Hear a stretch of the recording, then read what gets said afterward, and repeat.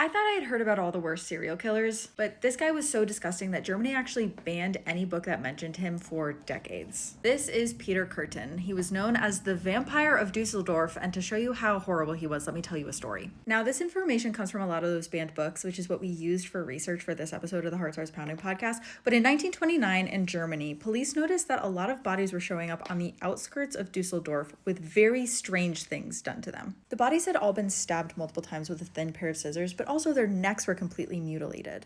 In fact, it looked like someone had bitten their necks and started drinking their blood. And that was Peter Kürten's whole MO. He would stalk young women and children on the outskirts of Dusseldorf, and when they weren't expecting it, he would attack them and drink their blood, sometimes so much that he would get sick next to their bodies. Peter was so obsessed with blood that when he was being executed, he stood up next to the guillotine and asked the executioner if when his head was chopped off, if he would still be able to hear the blood gushing from his own neck. Peter's head is actually on display in the Ripley's Believe It or Not Museum in Wisconsin. I'm going to spare you what it looks like, but it is horrifying and you can Google it at your own discretion. If you want to hear more about his life and crimes, including why the books about him were banned and more about his childhood, which was absolutely horrible, that may have contributed to him being a killer, you can listen to this episode of the Heart Starts Pounding podcast wherever you get your podcast.